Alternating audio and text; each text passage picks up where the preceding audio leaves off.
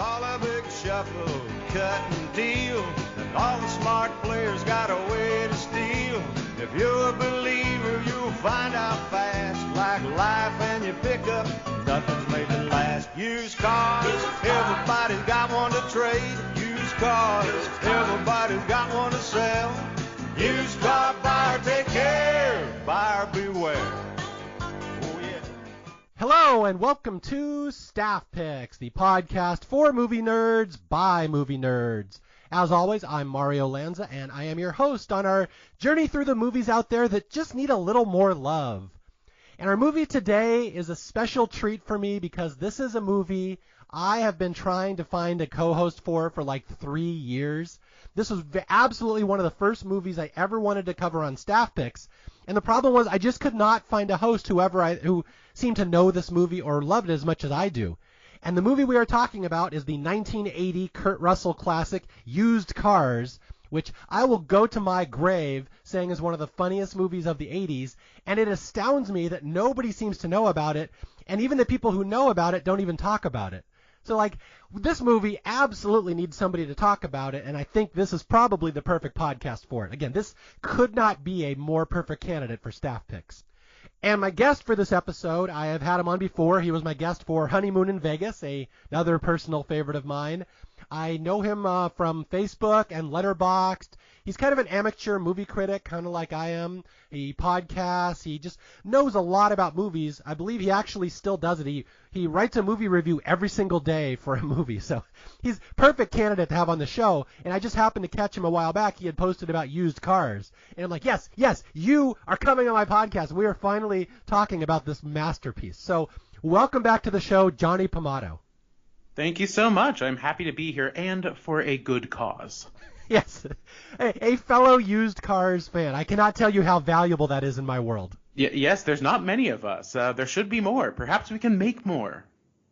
Okay, to set this up, I will let you introduce yourself for a second, but I just have to say this. In 1980, Columbia Pictures did a screening of a new comedy, their new movie with Kurt Russell called Used Cars. It got the highest test score of any movie they had ever had before at Columbia Pictures. So that's the type of movie we're talking about here, and it astounds me. Again, it infuriates me that this movie was never as beloved as it should have been. I agree completely. And yes, I have know this history as well, that it just tested through the roof. They said, we have gold here, and let's just move it up in the schedule. And unfortunately, I believe they moved it a week after the opening of a film called Airplane, and it just got buried, and no one wanted to watch any other comedy other than the hijinks of Leslie Nielsen and Robert Hayes in the sky. Yeah, and it's like, I would personally argue Airplane is probably the funniest movie of the 80s. But I'd probably put Used Cars still somewhere in the top 10. That was a really good week for comedy, and it sucks that this one just got absolutely obliterated. Yeah, and it is a very unique type of comedy because, I don't know, it's not really heavy on jokes per se. You know, this isn't the most quotable movie of all time, or quotable comedy certainly of the 80s, but it's just a vibe movie. It's a hangout movie. I would put it a little closer to something like Caddyshack. I vastly prefer this to Caddyshack, even though I have some affection for that film. But that movie I think is a little more character-based and joke-based, whereas this is just an atmosphere, a whole attitude, and it's just a bunch of characters that you want to sort of hang out with. Yeah, I think that's perfectly said. It's like an attitude movie. You're just hanging out with Kurt Russell for 90 minutes at his peak. Who wouldn't want that? Yeah, absolutely. And because Kurt Russell just seems like the coolest guy in the world, except he hasn't made a lot of movies that really displays that laid back, cool energy that he seems to have in life. So much of the time he is fighting monsters or, even if he's the lighthearted guy in an action movie, it's still a serious action movie. Even Tango and Cash, which is sort of a romp. It's still a high stakes thing and with guns. And this is just Kurt Russell hanging out. The only other films that come to mind in this genre of Kurt Russell movies are Overboard or Captain Ron, and I wouldn't call these great comedies per se. But this is just you look at Kurt Russell on screen, you say, I just want to have a beer with that guy. It's funny, when I was growing up as a kid in the 80s. Now, this movie came out when I was 6 years old, so clearly I didn't see this in the theater. For people who have not seen it before, this is a pretty raunchy R-rated movie. Mm-hmm. But I didn't see this movie. I really didn't know Kurt Russell much as a kid. He was never on my radar. In fact, my wife and I often joke that when we were young, we got him mixed up with Michael Douglas. We always thought they were the same person. And so, like, it's been a bit of a later life renaissance for me, going to discover all these older Kurt Russell movies that I didn't know at the time. I didn't realize what a big deal he was. Yeah, and this was his first real movie outside of the Disneyverse. I mean, that's probably where I discovered him as a kid. And I didn't even really associate the jump from, kid actor to adult in all of his old, like, Fred McMurray movies and the Computer Wore Tennis Shoes and Strongest Man in the World. Like, he did so many of those. And I think he was desperate to break out of it and to be taken seriously. And he finally got to do that a little with the John Carpenter Elvis made-for-TV movie, which I think was a real big deal at the time. I actually just watched that last week. Total coincidence. I don't know how I just pulled it off the shelf one day, but he's great in that. And it really is Kurt is all grown up. Look, he's no longer that boyish kid that Walt Disney purportedly had his last words about. And then this was his follow-up film to that. Used Cars came right after the Elvis miniseries, but he had already made this connection with John Carpenter with Elvis, and then for the next 5-6 years, so much of what he was doing would be John Carpenter movies, and we're all better off for that, I guess. It's funny. I have never seen that Elvis movie, and I keep meaning to watch it because I know Kurt Russell's really good in it. But like I said, I'm only kind of discovering a lot of his stuff later in life. Now, it's worth seeing, right? It is. I will say it was a made-for-TV movie, and so it is about 3 hours long, and you really feel it. And also, unfortunately, not only does Kurt not do his own singing in it, but neither does Elvis. He's dubbed by another singer entirely. So when it cuts to the music, you're neither seeing Kurt do like a really good performance, which I bet he was capable of humming out a few bars. But he's doing bad lip syncing to someone who's not Elvis, and it kind of stops the movie. But it does have some real high points throughout, I would say. And as for John Carpenter completists or Kurt Russell completists too, I would say it's well worth seeing. Okay, well, I guess I have to talk about the elephant in the room here. You guys have already heard Johnny talk about some movies that aren't even used cars. He's already introduced you to a couple of other things. Johnny's one of the few people I know on the internet who knows way more about movies and way more movies than I do. So I want you to explain what you do to people if they want to follow you on Facebook or Letterboxd, because I'm always impressed at how many reviews you crank out. I did this as a sort of experiment this year. I think it was aided by the pandemic, but I used to just log my every movie I saw. I would write a thing on Twitter or Facebook or something, just for the sake of my friends, as conversation starters of oh, I watched this movie last night. It was number 187 of the year, and 2 sentences to say what I think about it. And yeah, sometimes it would spark off in a little discussion, and that would be fun. Because I had so much extra free time this year, I decided that I would write a full review for every film that I saw, which I'm closing in on about 600 for the year. And so I've done a lot of writing this year. You can follow me on Letterboxd at Johnny Pomatto. And I do get a lot out of it. Just it's good practice to go back to getting my thoughts out on paper or on the computer, as it were. And just a better way to consider what I think about a film, as opposed to just merely enjoy it while I watch it, or not enjoy it, depending on what I'm watching. Like last night, my wife wanted to watch the Mario Brothers movie, so they can't all be winners. I apologize for giving my name to that movie. Yeah, Johnny's reviews are really well done, and I usually agree with them. I mean, there are a couple that I think we're a little bit off on, but for the most part, I can see where he's coming from, and I see his points, and I'll be flat out honest. It's kind of cheating when I pick him as a guest host for Staff Picks, because a lot of the time it's just because I can't find anybody who knows this movie, but I absolutely know Johnny knows this movie. There's no doubt in my mind. So it's almost cheating pulling you on here, because you could do this for almost every episode, I would imagine. I think I am a pretty avid listener to Staff Picks, and I'm trying to think if there has been a rare episode that I was not aware of. I mean, aside from maybe the title. But I think I've seen most of them. And likewise, I think you and I do see eye to eye for the most part on things. I have not heard your Very Bad Things episode yet. But, I don't know. I'm a little reticent to revisit that one myself. Wasn't a fan. But I am curious to hear your thoughts on it. Yeah, for people who don't know, Very Bad Things, one of the most polarizing movies ever made. I happen to love it. My wife happens to love it too, which I was shocked by. That's not really her type of movie. But it's the only movie I've ever seen where the entire audience walked out before the movie was over. And I was so impressed that a movie had that kind of power that I've had to love it.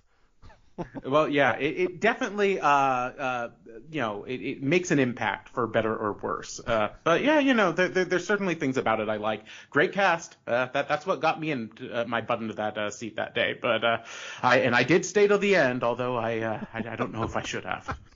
Yeah, I'm not entirely sure the order in which I'm going to release these episodes, so Very Bad Things for my listeners may already be out. It just depends on which episode I want to do first. But yeah, wait for that one. That's quite a discussion. Mm-hmm. Okay, so let's get back to used cars here. So, like you said, Kurt Russell coming off the Disney thing where he was, Mr. Golden Boy, the Disney child, and all the family-friendly movies. He's trying to break out here. This is really his first really raunchy R-rated comedy. And it's funny when I watch this, it just absolutely reminds me that Stripes came out right around this time, maybe a year or so within used cars. And Bill Murray in 1980 is a lot like Kurt Russell in 1980. And, it's amazing how different their career arcs went. Yes.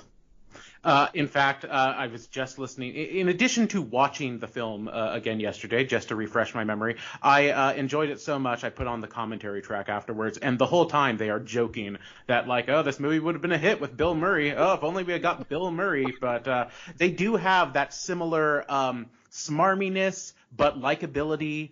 And I'd say that he's a little akin to a little Stripes meets Meatballs is this. But I don't know. I think that Bill Murray might have had too much of a meanness because Kurt Russell is playing a pretty bad guy. You love him, but he's almost irredeemable in some of the things that he does. Some of it's for the right reasons, but not all of it. But you just love him so much that you kind of give him a pass. I don't know if Murray would have gotten a similar pass. Yeah, that's a really good point that you brought that up because in my review of Meatballs, one of the things that I'm reminded when I watch Meatballs is how sweet Bill Murray is in that movie. He's so charming and likable and just a good guy. That I don't know if Bill Murray really pulls off this role in quite the same way here as Kurt Russell does. Exactly. And I do think that Meatballs is kind of that outlier. Murray wasn't even really supposed to be the star of that movie, but it was so electric they just kept giving him more things to do. I don't know if he returned to that well that often, if that sincerity. And I do think that this is a sort of smarmier version of even the smarmy Bill Murray roles that we would get. Like you said, Stripes. He is a conniving guy in Stripes and such, but he's ultimately good-hearted. And I don't know if Rudy is, but that's also, I think, what makes him such a good character. Yeah, okay, we're gonna talk about this plot because this is a surprisingly dense plot for a comedy movie. Oh yeah. Yeah, but this movie is really about the most irredeemable used car salesman on the face of the earth, Kurt Russell playing a guy named Rudy Russo, and he gets involved in some shenanigans, and it's really two car lots that are across the street from each other in Mesa, Arizona, and they're competing, where they're run by two brothers, and it's really just a competition of shenanigans to see who can be the bigger car salesman, really. Yeah, I love this element of this feud, this family feud between, two brothers. And, I really would bend over backwards trying to, compare this to Shakespeare or something. I'm like, oh, yeah, it's really like the Romeo and Juliet of used car lot movies. But I don't know. It might be a bit of a reach. Okay, we're going to go into the plot here, but there's two other things I have to mention before we get into the story. And the first is I want to talk about the people who made this movie. And this is astonishing. Now, a lot of people don't know this, and this is really important. I know Johnny has notes up the butt about this. You're all ready to go on this. Who made this movie, Johnny? Well, this was made by Robert Zemeckis and Bob Gale, who were still kind of new on the scene. They had made I Want to Hold Your Hand, but, coming down the pike from here, it would be Romancing the Stone and then Back to the Future. So, they were about to explode on the scene. This was not the one that took, but you could still see a lot of the pieces of what would make those upcoming films successful are already in place. And then, of course, you also have Spielberg producing this, real big buddies with Bob Zemeckis, and I guess he was on set quite a bit because he was having the time of his life. Spielberg, not really known for comedies, but I guess this really spoke to his own comedic sensibilities. Yeah, you have Steven Spielberg producing this movie. You have Kurt Russell starring in it at his peak. You have Robert Zemeckis making it right before he reels off Back to the Future, Romancing the Stone, Forrest Gump, Who Framed Roger Rabbit. Like, how could this movie possibly have failed? It was the highest testing comedy in Columbia Pictures history. It's got all sorts of big heavy hitters in the cast. This has everything any movie ever should have had to be a hit, yet it just wasn't. And it's one of the most astounding things ever. I think I read a quote from Leonard Maltin, who once said, there's one thing I'll never understand, is that's why Used Cars never became a bigger hit, because all the ingredients are there. Well, it's interesting because Robert Zemeckis' movies, or so many of them at least, the big ones, are ostensibly comedies. Like, Back to the Future is a comedy. Who Framed Roger Rabbit is a comedy. It just is a high concept comedy. They always have these other elements in them that make them otherworldly, or a real focus on special effects. Death Becomes Her, for instance. Like, I guess he doesn't get credit for being a comedy filmmaker as much as he was, just because there's always something to distract from the fact that you're laughing so hard. Usually these plots are really involved and over the top, and they have these special effects that really upstage everything else, even though it's all coming together in a complete picture. And this is the only film, I would say, along with like I Want to Hold Your Hand, and of course he wrote 1941, although I guess that falls into the high concept category, where it's just a pure comedy. It's just a pure, low stakes, arguably, of just like, oh, we have to save the car lot and we have to defeat the evil jerk across the street. There's no cartoon rabbits or time travel in this one, and it's a reminder of just how funny Zemeckis could be in the right circumstances. Yeah, and I think I read this is his only R-rated movie. Is that correct? I believe it was until he made Flight, and then maybe also was the Brad Pitt, Marion Cotillard spy movie, was that also an R-rated movie? But yes, it was his only R-rated movie for a very long time. I think partially because his films were, they appealed so much to wide audiences that no one wanted to limit that. I mean, even Forrest Gump, which deals with some somewhat adult material, like they make it palatable so everyone can enjoy it. Yeah, everyone thinks Zemeckis just does this gentle little stuff, and this movie is pretty jarring because it is not gentle. It is a pretty good R-rated comedy for its day. Now, I want to ask you, because I have a really interesting story that I've never really shared with people before. The first time you saw Used Cars, do you remember how you were introduced to it? Yes, I have a pretty strong memory that this was one of those movies that I saw as a kid on a Saturday afternoon UHF station where it had to be heavily edited. I certainly did not see the bare tits moment at that age. And then I was also young enough that I don't think I really got it all. It sort of went over my head, a lot of the jokes. And then it must have been dubbed within an inch of its life, all the language. But there was still something about the energy of it all and the cars driving fast. I've never been a car guy, but I certainly like them in movies. And there was something that I responded to with this one. I think that it has some major vibes from the same as Smokey and the Bandit, or even one of your favorites, Bad News Bears. That it feels like it's tucked right at home amongst those movies, even though it's its own beast entirely. And it wasn't until years later it was, I guess when I was maybe going through the Zemeckis catalog, it's oh yeah, I always forget that he did Used Cars. So let me give that another watch. And I think under the circumstances of a at-home DVD or something, I just saw a completely different movie, and it's oh wow, a lot of this went over my head as a kid, but I became an instant fan. Okay, I'm going to share a story, and Johnny actually doesn't know this one. I'm sorry, I'm going to blindside you with the story. It's going to start out as a sad story. Wait. Yeah, it's going to start out as a sad story, but it's not a bummer. It's a happy story. So in 2003, I remember this like it was yesterday. January 8, 2003, my mom died. She had cancer. She passed away after a year of fighting it, and I had flown up to Seattle. Yeah, I'd flown up to Seattle and helped plan the funeral and everything. And I don't know if everyone has lived through this experience before, that after the funeral of a loved one, especially a parent, child, someone who's really close to you, everyone kind of comes back to the house and nobody knows what to do. It's just kind of a weird feeling because you don't know, like, what now? It's like the day's not over. The funeral's usually in the morning. And so my family was sitting around, and I'm like, does anybody want to watch a movie, like something to cheer us up or a comedy or something? And I have an Uncle David who knows a lot of obscure older movies that I don't know. He's like, have you ever seen Used Cars? And I'm like, what? I've never even heard of that movie. And I know a lot of comedies. I'd never heard of Used Cars. And he's like, hey, let's go to Blockbuster and rent it. You'll love it. If you like comedy movies, this will be right up your alley. Like, he's 30 years older than me. He's astounded that I've never heard of Used Cars. So we go to Blockbuster Video. They still have Blockbuster in 2003. Sure enough, Used Cars is not checked out, surprisingly. It's perfectly available. And we watch it. And I'm sitting there. It's the evening of my mom's funeral. And I'm just giggling. I'm laughing my ass off at this movie that I've never heard of before.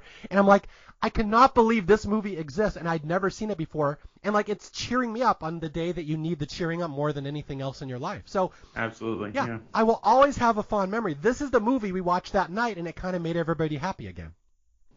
That is great. I think we all have one of those. Something that you remember watching on a sad day to cheer you up. Mm-hmm. And this is a good one because it is so casual. So I mean, even if it does involve the death of a beloved figure early in the film, it doesn't dwell on that too deeply. It's not too sad about it. And it would lift your spirits, wouldn't it? It is. That's the thing. That's the magic of comedy, and that is one of the things like comedians kind of know this. I don't want to harp on this too much, but like comedy and comedians bring joy to the world, and that is a thing that is very valuable, especially in like this era of COVID and stuff when things are not happy. Like comedians and people who put out content that make people laugh, that really adds a lot of value to the world. So I will always thank Robert Zemeckis, Kurt Russell, everybody for putting this movie together that made me so happy on a day that I needed it. And like, I'm sure they know this movie was a flop. They're very disappointed it didn't work, but like, it really does help. Things like this help the world. And I just wanted to bring that up. Yeah, I think that's a great sentiment. And I think that whatever initial disappointment they had to have felt, it probably helps them that they had a robust careers almost immediately thereafter. Mm-hmm. And now they seem to look on this movie back with such fondness. I highly, highly recommend the audio commentary, which I think I did listen to like 10 years ago when I first got the Blu-ray.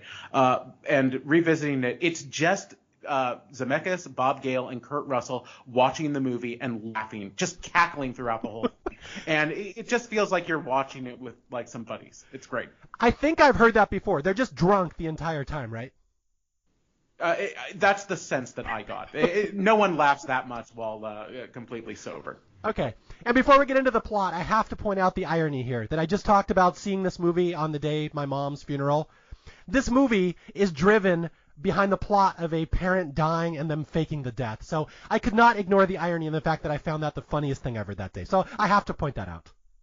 Yeah, it absolutely could have maybe dipped in the other direction. It's a gamble, I guess, to watch something about a dead parent. But no, it's just too funny, all that follows. Okay, so are you ready to delve into, again, like I said, a surprisingly dense plot for a comedy movie? Yeah, this is a long movie. It's almost 2 hours, and like I think it reaches a point where you think like, well, that's everything, right? We've kind of solved everything. They no longer are covering up the death of someone. Like, everything's gonna work out. Kurt Russell has the money, and then there's a whole other 20 minutes that has to go on. So it's like, but yeah, hey, who's complaining? More, I say.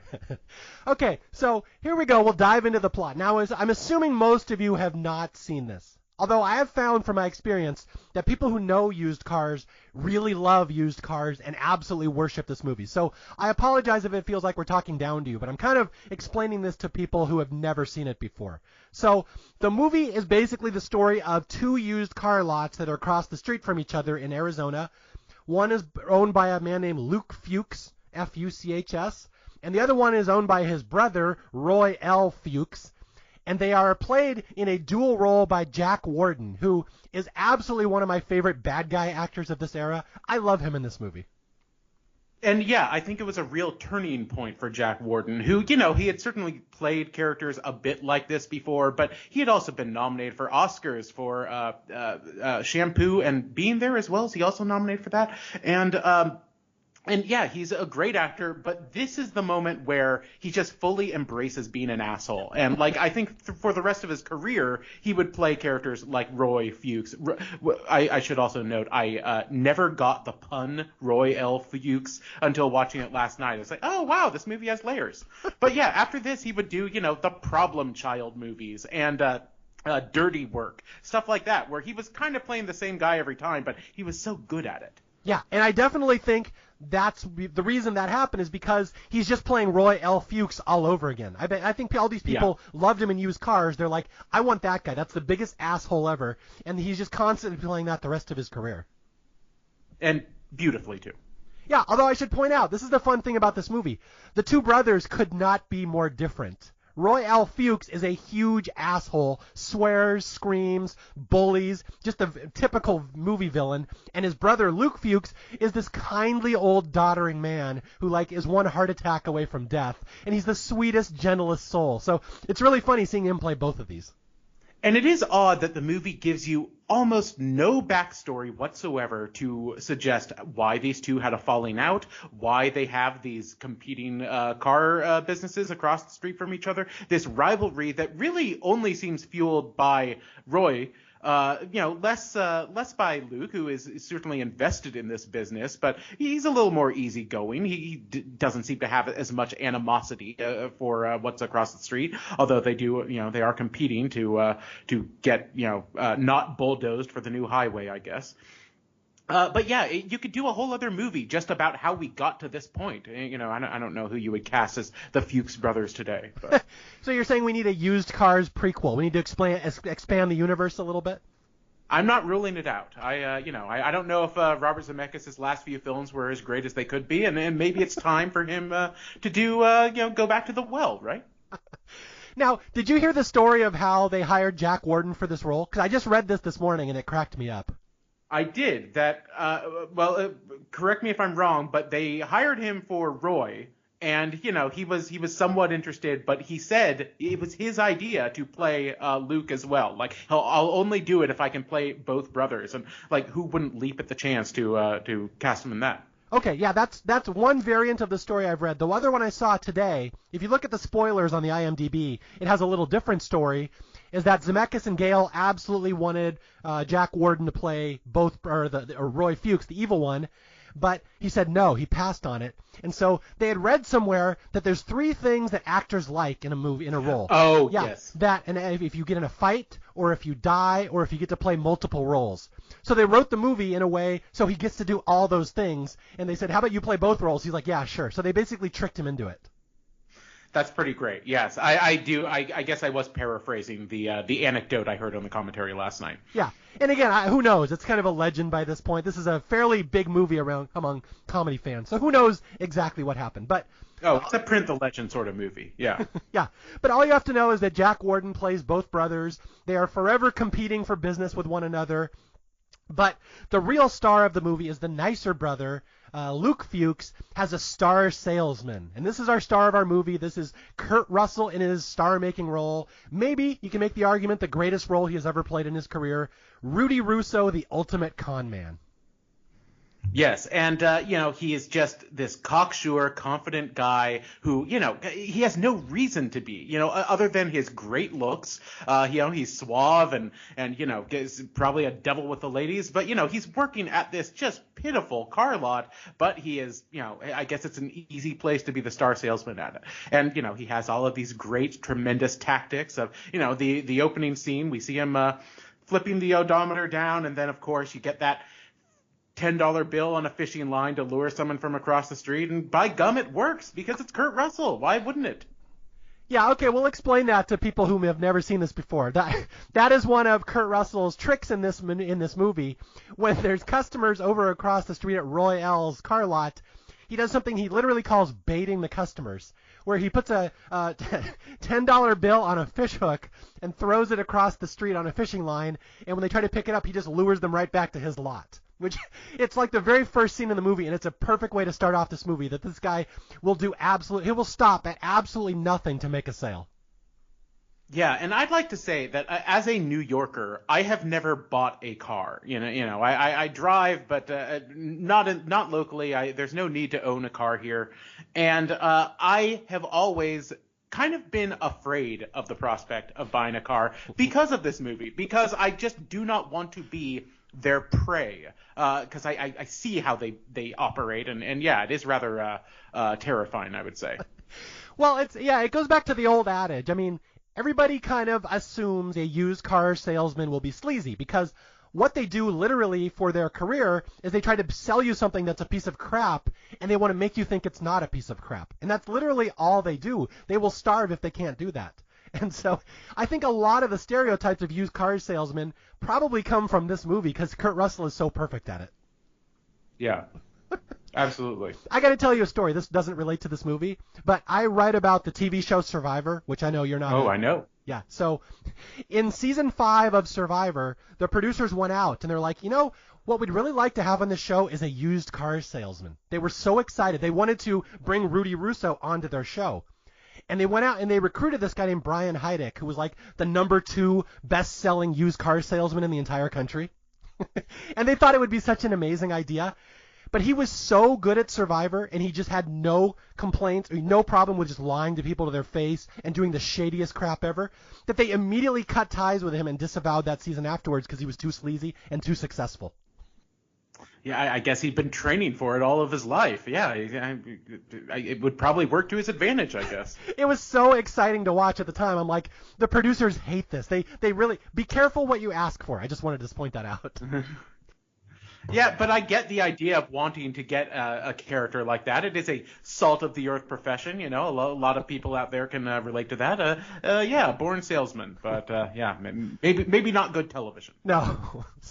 So Rudy is just a complete sleazeball. All he cares about is lying to you to make a sale. We will see it constantly throughout this movie. He has no gumption whatsoever. He will do anything. Now, Johnny, my personal favorite tactic. I want to know your personal favorite Rudy Russo tactic. I like how no matter which customer he talks to, he will adopt his own nationality to be theirs. Yeah. Yeah, he's talking to an Irish couple. Oh, I'm Rudy O'Brien. How you doing? Top of the morning to you. Or, oh, Rudy, he finds out someone's Polish. Oh, hey, Rudy Polanski. How are you? Yeah. And like the last name always changes, yeah. and sometimes the dialect, gets into a little dicey territory there, stuff that might not fly in the proposed prequel that we're going to talk to Zemeckis about making. Yeah, okay, well, I'll just spill out what you're hinting at. In Airplane, we have the jive guys where you make fun of black dialogue. Well, this movie came out the same week as Airplane, so there's also black jive dialogue where Rudy must pretend to be black to blend in with his black customers. Like, hey, what it is, man? Rudy Washington Carver. How you doing, brother? So that's the kind of comedy. Yeah, that's the kind of comedy we're talking about here. Okay, so Rudy works for a company called New Deal Used Cars, and we have a couple other players there. There's a guy named Jeff who's like his salesman. There's Jim, his mechanic. There's a little dog named Toby who kind of steals the movie. I would assume you're a Toby fan. Gotta love Toby. Oh, yeah, of course you gotta love Toby. Yeah, adorable. Well-trained dog too. Can get the screwdriver out of a toolbox, and lots of little great bits that Toby gets to do. Okay, so I'm going to jump ahead a little bit in this plot because we got to keep this podcast fairly short. But the basic gist is Roy L. Fuchs, the evil brother, has the big successful car lot. The good guys across the street, the nice, kindly brother, has the less successful car lot. But everyone kind of knows right now there's a freeway. The local government has proposed a new freeway going to go through town, and when the freeway is put in, all of a sudden the younger or the more successful Luke Fuchs brother in Kurt Russell's lot is going to be the most successful one. So the evil brother wants to buy that lot. He wants to get his hands on it. So they're going to forever be at each other's throats to try to buy each other's car lot, and that's the conflict here. Yeah. And, Roy is a real bad guy. He will stop at nothing, and he's not leaving anything to chance. And so he basically orchestrates the murder of his own brother. I mean, it's a little hazy. It's like, did you mean for it to happen exactly this way? I mean, do you know that he is just a ticking time bomb if he can't get his hands on his heart pills? But yeah, he hires one of his little underlings to go over and pretend to, want a test drive of this new Cadillac or something, and just takes poor Luke on this horrible ride that just is too much for his ticker. Yes, again, like I said, it's perhaps a dicey movie to watch on the night of your mother's funeral, but yeah, we're going to have a death of a beloved old man 10 minutes into this movie. It's a very dark movie. It's very dark, but I will say the death itself is one of the funniest moments in the film, which is odd because you've really gotten to like this character in such a short time. I guess because it's a little rare to see Jack Warden play such a little cuddly teddy bear type of old man with this little bristly mustache and such. But yeah, we know that he's out there in this deadly test drive, and he's trying to find his pills, he's trying to reach for it, but oh gosh, it keeps swerving left and right. And then meanwhile, I guess it's Rudy who is inside with another customer. And, in a hard negotiating tactics here. And this one customer is not bending. He says, nope, I won't pay. I won't pay your price. $50 less. He has his price hard and firm. He says, no one ever died from $50. $50 never killed anyone. $50. And then Rudy says, well, okay, I'm going to go ask. I'm going to go see. But I'm telling you, I think that it's got to be this price. He walks out. The guy says $50 never killed anyone. And then Luke Fuchs comes in, clutching his heart, foaming at the mouth. And, oh, God, it's just such a huge laugh. And I've never seen it with a live crowd, but I can only imagine this bit just destroying. Yeah, Zemeckis sets up that joke so perfectly. It's one of the greatest dark jokes I've ever seen in a movie, that Luke Fuchs, the kindly brother, has been driven across town in this crazy demolition car because they're trying to make him have a heart attack. The evil brother's trying to kill him. And so Luke Fuchs has a heart attack, and he's staggering into the dealership to tell someone to help him. Help me, I'm having a heart attack. And it's literally right before that line, Kurt Russell says, when my boss hears you're trying to, you drop the price by $50, he's going to have a stroke. That's the line. Yeah. So the minute he says, my boss will have a stroke, the boss literally wanders in going, and drooling. And it's just chaos. It's just one of the funniest dark jokes I've ever seen in a movie, and it sets the tone for the rest of the movie so nicely. Yeah, Warden just nails it. It could be an upsetting moment. I don't know. It's usually a no-no to just kill someone off, a beloved character off in your comedy. It might just, sour the tone completely. But no, it's so funny. It just really works. Yeah, so 10 minutes into the movie, the kindly older brother, Luke Fuchs, is dead. The evil brother, Roy, has killed him. And so the whole plot of the rest of the movie is based around, we have to hide the body of Luke Fuchs. No one can know he died, because the minute he dies, the car lot dealership passes to his next heir, who's his brother. So this is why the brother killed him. Or is it? Yeah, we have a subplot coming later. There's a daughter in the mix that will come into this, but 10 minutes into the movie, we've killed the kindly old man, and so it's literally like Weekend at Bernie's. We're just going to hide the body and no one will know he's dead.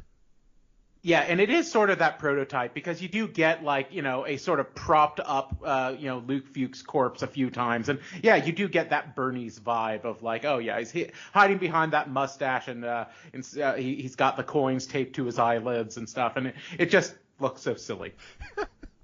So what they do is they bury Luke Fuchs. Kurt Russell and his little buddies bury him in a pit on the car lot inside his Edsel, and they just don't tell anybody. So we're going to act like Luke just drove off on a trip to Florida, to Miami or whatever, and they will never admit that he's dead. So it's a good bit of laughs for a good 30 minutes of the movie. But we do have to talk about two things here right at the start that we forgot to mention it, Johnny, that Rudy has a subplot in this movie. He's not just a used car salesman. He has bigger aspirations in life. Now, what would those be? Absolutely.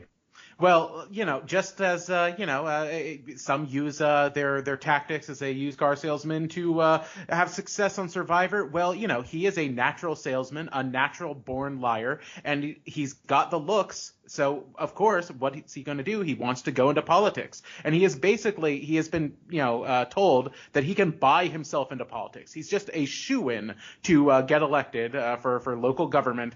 And specifically, though, he doesn't just want to be a politician. He wants to be a dirty politician. I mean, that's the show. That's what you get into the business for, is once you are a politician, it's just your whole job is taking bribes. And he can't wait. So, yeah, he's trying to raise this, what is it, $40,000 to give to Dub Taylor in a little part to become a corrupt local politician, and then it's easy breezy from then on out. Yeah, so that's the only reason Rudy Russo, Kurt Russell, that's the only reason he sells cars in this movie. He's trying to become a corrupt politician, and he knows with his looks and his ethics he'll get real far. So that's his only motivation in this movie, is become a dirty senator. And when Luke dies, when his older mentor dies, it's a problem. Not so much that he liked Luke, like he did like Luke, but Luke was going to give him the money to open his Senate bid. So Rudy's kind of screwed now. He has no money, and so now he has to run this car lot by himself, and he's in trouble because he really needs to get onto this Senate payroll somehow. Yeah, exactly. So, of course, it becomes there really are so many subplots in this movie. I mean, it would be enough to just we have to save the car lot. We have to beat the evil brother across the street. But no, it's also, we got to raise the money for my Senate bid. And then, of course, there's still more to come, folks. Yeah, okay. We're not even to the really big set pieces of this movie yet. Okay, so there's one scene I have to talk about here. Just it's not that integral to the plot, but it always makes me laugh if you know the history behind it. You know the parrot line that I'm talking about? I believe so. Remind me. Okay, so Kurt Russell and his buddy Jeff, who is played by, what's the actor's name? Garrett? Oh, Garrett Graham. The great Garrett Graham. I will have much to say about Garrett Graham. I adore him. Okay, yeah. So Kurt Russell and Garrett Graham are the two main salesmen at New Deal. The older brother comes over, Roy, to talk about, I saw my brother Luke had a heart attack last night, so I guess this car lot belongs to me now. And they're like, well, no, they're just lying. They're like, no, he drove away. He's fine. He's in Miami Beach. You'll just never find him. So this whole conversation is really funny that they didn't give Garrett Graham any lines. So he's just standing there, and he was frustrated at the fact he didn't have any lines. So if you watch the scene, every line Kurt Russell says, Garrett Graham just repeats it. He repeats the same line. And apparently Jack Warden got really frustrated with that ad-libbing, because it's not in the script. And he just turns to Garrett Graham and he says, what are you, a fucking parrot? That's pretty great. And it's left in the movie, yeah. I have to say, Kurt Russell, you're right. Top of his game. He is so good. It's a star-making performance for a guy who has been building towards this, since he was a kid. But I do think that maybe the MVP in this movie is Garrett Graham. Mm-hmm. This poor guy, he is so funny in this movie. And I assume he just didn't have a better comedy career because this movie bombed. But, he is a cult figure, certainly. He's Beef in Phantom of the Paradise, the Brian De Palma film. He is Bud the Chud in Chud 2.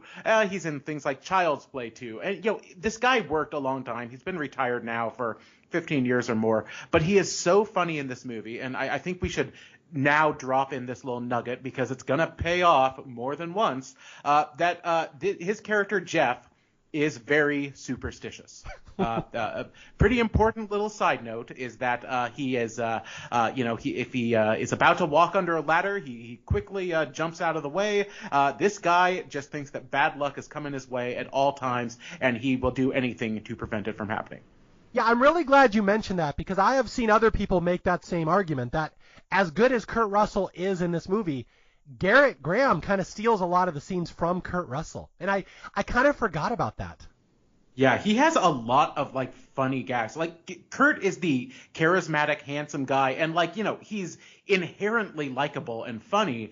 But I think that most of the jokes go to Garrett Graham, and he gets to be the star of all of these commercials that we're going to be talking about shortly. And then also has to this day, one of the best stunts I have ever seen in movie history. It's terrifying to see. I'm so happy you brought that up, because I have that in my notes circled 100 times. We have to talk about at least two of the stunts in this movie. That one isn't in particular, but there's another one as well. This movie has some really scary looking stunts. Yeah, you get the sense that no one was really keeping close eyes on this movie, and that they were doing some stuff that would not fly today. At one point, someone is firing a shotgun at cars on a lot, and those aren't little controlled explosions and stuff. No, they were just had live ammunition and were firing shotguns at cars and such like that. There's some big practical explosions. I think that this was a pretty dangerous film to be a part of, and Garrett Graham, towards the end of this film, in an effortless little stunt, he almost gets hit by a car. And every time I see it, I think, that came even closer than I remembered it coming. Oh, yeah, and I remember on the DVD commentary they talk about that, too, that they can't even watch that scene. That stunt comes so close to being a huge disaster. They actually can't even watch it. It's very dangerous looking. Yeah, it's so effective. It just blows my mind. It would be the easy thing to fake now. But back then, it was like, oh, no, just drive straight on towards him and swerve at just the right moment. And half second too late, and this movie would have been dedicated to Garrett Graham if it got released at all. Okay, so yeah, we'll get back to Garrett Graham. He has a lot to do in the story. He's the main salesman for New Deal. He's the one doing the grunt work, as Kurt Russell's kind of being the star of the movie. But we'll get back to Garrett Graham. Just remember for now, he is petrified of everything. He is superstitious as all hell. And his number one superstition, Johnny, which color car does he not like? Garrett Graham does not like the color red. Jeff is terrified of the color red and will never drive a red car. If he sees one, he just sees it as this ominous omen of bad things to come. If he sees someone in a red dress, they are not to be trusted. But yes, the color red is bad juju for Jeff. Okay, now here we go through the next 30 minutes of this movie, which I will spoil a little bit for you, is just back and forth commercials by the two competing car lots trying to discredit the other one or one-up the other one. And this has got to be one of the funniest stretches of any comedy in the 80s. Like, there's so many big moments we're about to go right through here. Yeah, well, and of course, commercial time on television is expensive, so you got to hire some scrupulous guys some tech guys who will just tap into the feed, and you put a little pirate commercial in. Like, there was a famous Max Headroom thing that that MTV got tapped into, in the late 80s or something. Yeah, it's and these two guys, played by Michael McKean and David Lander of Laverne and Shirley. Lenny and Squiggy themselves teamed again, but in completely different roles. And yeah, they are charged with sort of getting them on the air illegally. Yeah, that's something I said at the top of this podcast, that this movie has a lot of heavy hitters in it, and it's so shocking it did not become a big hit. We have Lenny and Squiggy in it at the peak of their career too. Like, they were a big deal. I don't think people nowadays would realize. They were huge. Yeah, people wouldn't realize what a big hit Laverne and Shirley was, and Lenny and Squiggy were the breakout stars of that show. Here we have them in this movie basically playing Lenny and Squiggy, and they're like the hired guns that Kurt Russell brings in to tap into these pirated commercials that he can take over the airwaves and put his commercials on. Yeah, and McKean and Lander, I guess, they were hired for Laverne and Shirley as a duo. They were a de facto comedy duo prior to that show, and legendarily, they were absolutely hilarious. And everyone will say, Michael McKean included, that David Lander was the funny one, but unfortunately, he just got associated with Squiggy and never really recovered from that, which is too bad, because supposedly they were great, and they're very funny in this, especially David Lander, I would say. He has a little more to do. And yeah, their big plan is to, we pick these big events where lots of people are watching television at this specific time. So they tap into a football game. Later, they tap into a presidential address. And, suddenly, click, everyone who is watching television is watching watching their commercial. Yeah, it's, okay.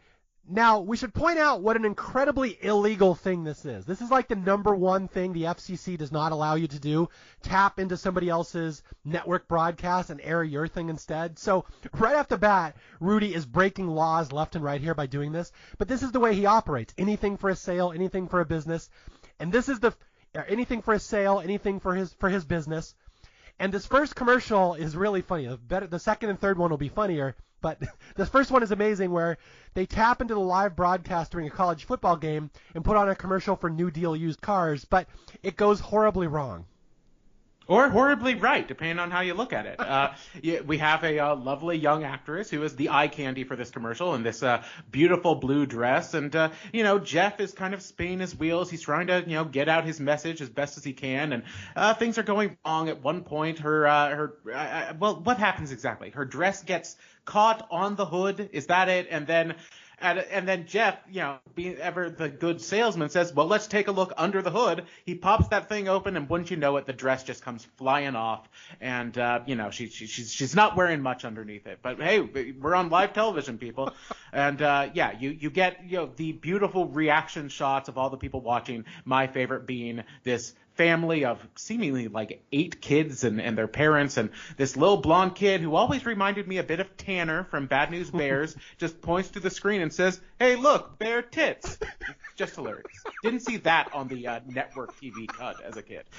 Yeah, I cannot get across how few movies had these kinds of scenes back then. This would have been an incredibly raunchy scene for a movie like this in 1980. They weren't quite doing stuff like that. We weren't quite up to Porky's and stuff like that. So Zemeckis we're like just post Animal House, but things haven't gotten like bad yet with things like Porky's or Losing It or My Tutor, Yeah, so this live commercial, the New Deal used cars commercial that they're pirating the network airwaves during a football game, goes horribly wrong. First off, where Jeff sees that the car he's trying to sell is actually red, which I forgot about that. It's under the lights. He didn't notice it was red. Now he notices it's red. So on live TV in front of millions of people, he says, what the fuck is this, Rudy? Which is FCC violation number 1. And then the second one is when the model's bare breasts are exposed and everyone in the world sees this commercial of nudity on live TV. Yes, and I love that Kurt and everyone, they're telling him, no, it's a maroon car. It's maroon. And as soon as the lights shine on it, they all say, oh, goddamn, it's a red car. Oh, no. Yeah. Now, okay, for people who may not be familiar with the trivia behind this movie, this scene is kind of infamous because in the commercial, every time Rudy and Jeff pirate these network broadcasts to go on the air, they have to disguise themselves because this is obviously illegal. They have to have plausible deniability later. So in this scene, they're wearing these googly eye, funny nose glasses so nobody can recognize them.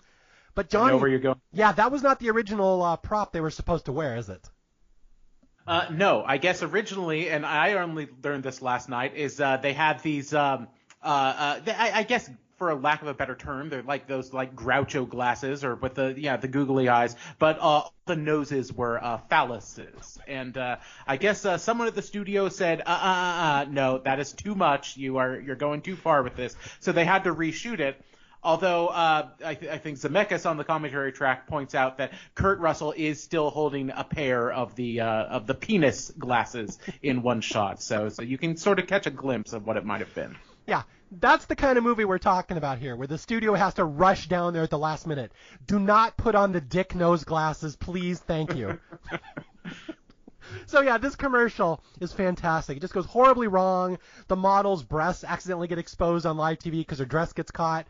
Kurt Russell, of course, sees this as a prime opportunity and leans into the frame and says, hey, come on down to New Deal used cars. Come on down and squeeze on us, as he's focusing on their breasts.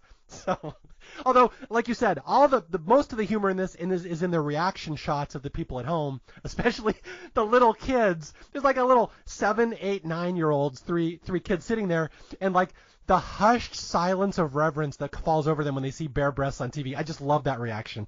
Oh yeah, I mean, being children of the '80s, you and I, yeah, you know that we would live for moments like that. You know, those brief accidental things that were unexpected. You never had a tape in the VCR ready to go, but yes, the family is great. I also want to point out, Zemeckis being coming a bit out of the Roger Corman camp.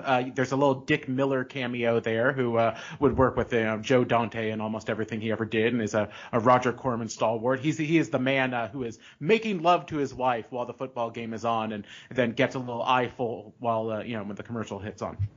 But yeah, it's a great bit. I love in particular, like you said, you pointed out the little kid saying, "Hey, look, bare tits," which is one of the funniest lines in the movie. That kid's dad is just as funny because he's so transfixed by this idea of breasts on TV that when Kurt Russell says, "Come on down to New Deal used cars," you can see the dad mouthing it like he's been hypnotized. New Deal used cars. And again, this commercial is such a smash hit that the next day on the lot, they're just, just a influx of people overrunning. They have so many customers they don't know what to do with.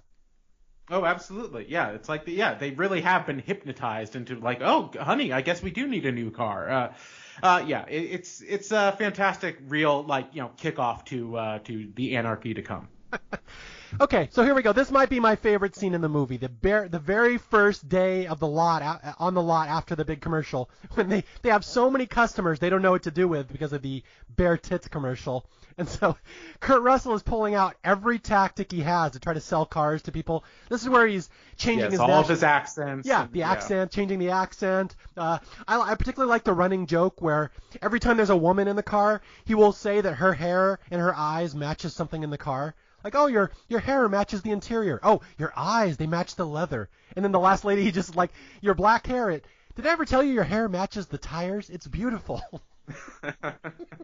It's great. And then, of course, here, we see some of the unscrupulous tactics of the rest of the team. And Garrett Graham is sort of working over. I believe it is the family who was the Bear Tits family, and a little extra incentive to get their sympathies. They're about to take a test drive, and Garrett takes a big, good-sized rock, puts it right under the wheel. And then, snaps his finger and says, hey, Toby, under the car. Toby, the little adorable basset hound crawls right, or basset beagle. He's a beagle. Looks like a beagle. Yeah, I guess he's a beagle. Yeah, he crawls under the car and lies there, plays dead, and then, the father takes off. Thump, rolls over the rock, and then, oh, Garrett Graham, oh, you killed my dog, oh, God, it's such a great moment. The dog is heavily sedated, obviously. He's just drooping in his arms. It's so funny. Garrett Graham just kills the scene. Yeah, this is the darkest joke in the movie, and I cannot imagine anybody could get through this without laughing. Garrett Graham fakes the death of a little dog to sell a car. He tricks the customer into thinking he ran over their cute little beagle. And the beagle is very well trained. I love the beagle. He's so cute because he's so well trained. It's a huge no-no to ever actually kill a dog in a movie, but if you pretend to, it could be comedy gold, as we now know. Yes. If you pretend and you sell the car immediately afterwards, it's a successful sale. So, in the New Deal used car world, this is a perfectly legit tactic to get them to buy a car. Pretend that they ran over your dog. Yes, and it works, and the family drives off this big station wagon full of kids, and one of my favorite shots in the film, the car just drives off the lot, hits a bump, and two of the kids just fall out of the back of the car, just into the street. And they look like kids. It didn't look like two stuntmen. It's very impressive. They just fall in a big mud puddle. Remember how I said earlier there's a couple stunts in this movie that look especially dangerous to me? That's another one I wanted to add because, like Johnny said, this car drives over a bump, the back tailgate falls open, and two kids fall out head first onto the ground. I don't think those are stuntmen. I think those are just kids they dumped onto their heads. I think it is too. I mean, they're wearing football helmets, we should say. That helps protect them, I guess. We've established that these are football fans. But yeah, it does look pretty real. It just looks like hit that bump and then this thing's gonna fly open and roll right out. And hey, I don't think anyone got hurt. I guess we're fine. Yeah, no, as my dad would say, no blood, no foul. So it's clean.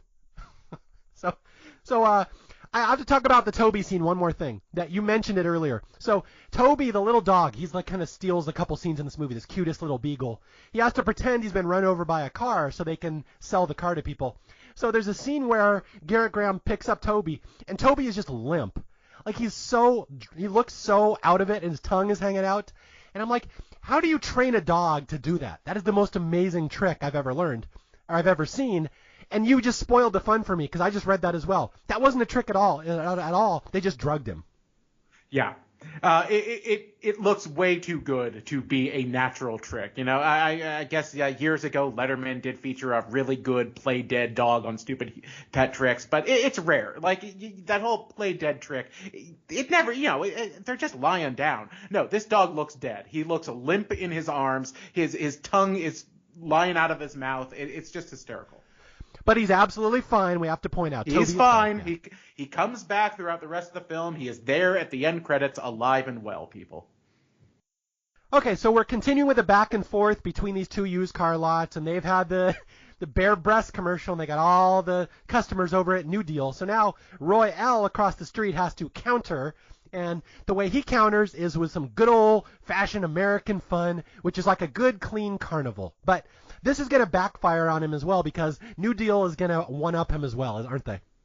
Yes, this is, I guess, the sort of disco party on the car hoods, right? Yes. We suddenly have go-go dancers, and it's anyone over at Royal Fuchs, it's going to see this fun party going on. I just noticed after seeing this movie, I don't know how many times, that one of the women on the car, I think the one right next to Kurt Russell, is Betty Thomas, who would go on to be a popular director, the Brady Bunch movie, Private Parts, and others. I know she has an illustrious career, but that was a fun little bit. But yeah, it's just a great time stamp of when this movie takes place. This perfect little disco music going on. Wait, she's the stripper? She's the one right next to Kurt Russell? Yeah, she's the one next to Kurt Russell. She was also in like Troop Beverly Hills and she was an actress first. Yeah, she was an actress first, but she sort of transitioned to directing. Okay. Yeah, so if you haven't seen this movie, Royale is having a family fun carnival on his side of the street. And once he has all the media there and all these customers, all the lights turn on across the street on Kurt Russell's, and he basically has what could be best described as a disco sex party across the street. So the stripper music starts up. We got strippers on top of cars. Rudy's like, come on over across the street, folks. All the real fun's over here. And he just starts luring all the customers over. So Roy L. is furious because he gets one-upped every time. Kurt Russell will always one-up him. So Roy L. goes on the news, goes on live TV and says, look at that, sex across the street, nudity, look at those charlatans over there. This is the lowest form of used car sales. So he kind of blows up their spot because all of a sudden people start protesting New Deal, saying you guys are immoral. And so Kurt Russell gets mad. And when Kurt Russell gets mad, he'll one up the stakes every time. And this is where we get the big one. This is the presidential debates commercial. Yes. They with one of my favorite lines is, "You're fucking with the president of the United States," and Kurt responds, "He fucks with us, doesn't he?" That's a little insight to the politics at the time. This is months before Carter is defeated by Reagan. Okay, yeah, I will try to set this one up for people who have maybe never seen it. This is the scene that most people talk about when they talk about this movie. So New Deal Used Cars is going to pirate the FCC airwaves again, and they're going to break in during the president's speech, during Jimmy Carter's speech. And it's a really fun commercial because basically the commercial is going to be them sabotaging all of Roy L's cars across the street. They're going to blow stuff up.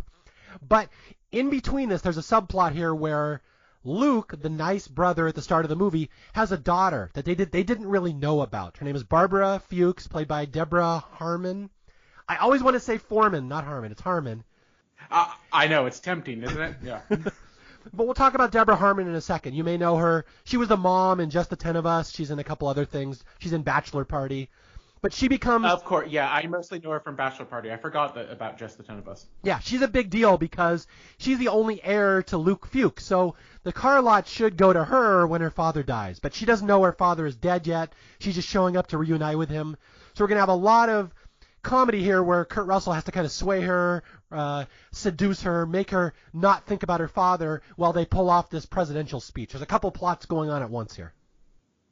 Yeah, and she's just gotten out of a cult, right? Isn't that the implication that she's been involved with this cult for 10 years and she's finally been demystified from it and she's coming home to dad and she's really, really looking forward to reuniting with her father.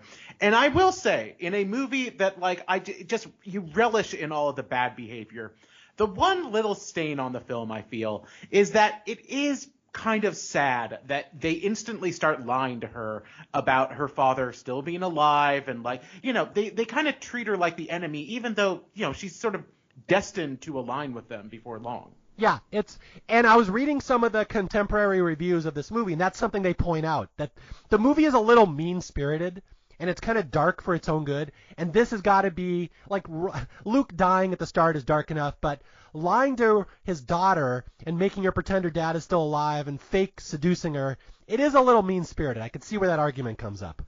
Yeah, it's the muddiest part of the whole movie that there was probably a way around it, so it didn't.